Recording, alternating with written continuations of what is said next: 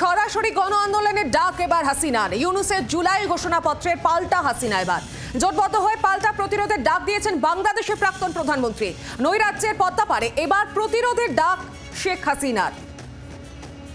সরাসরি গণ আন্দোলনের ডাক এবার হাসিনার। ইউনূসের জুলাই ঘোষণার পত্রের পাল্টা হাসিনা। জোটবদ্ধ হয়ে পাল্টা প্রতিরোধের ডাক দিয়েছেন বাংলাদেশের প্রাক্তন প্রধানমন্ত্রী। নৈরাজ্যের পদ্মাপাড়ে এবার প্রতিরোধের ডাক শেখ হাসিনার। জোটবদ্ধ হয়ে পাল্টা ডাক এবার হাসিনার। গণ আন্দোলনের ডাক দিয়েছেন হাসিনা। ইউনূসের জুলাই ঘোষণার পত্রের পাল্টা এবার হাসিনা।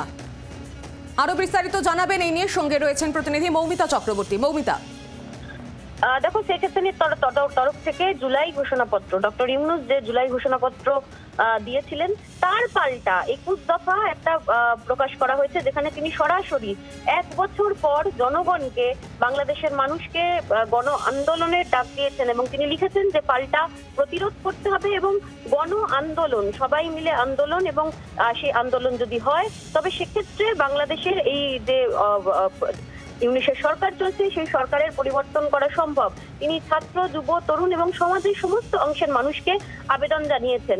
পাশাপাশি যেটা লক্ষণীয়, সেখানে 21 দফা যে দাবি, সেই দাবিতে ধরে ধরে প্রতিটি ক্ষেত্রে যা যা হচ্ছে, যেভাবে সেন্ট মার্টিন যে বন্দর, সেই বন্দর অন্য বিদেশি শক্তির হাতে তুলে দেওয়া হচ্ছে থেকে শুরু করে বাংলাদেশের আওয়ামী লীগের সরকার উৎখাতের পেছনে যে ঘটনা ঘটেছিল সমস্তটার বর্ণনা দিয়েছেন তিনি।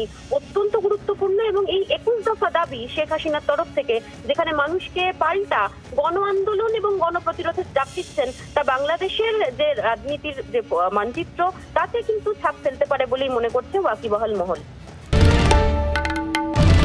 বাংলার আওয়াজ, বাঙালির আবেগ, জি 24 ঘন্টা।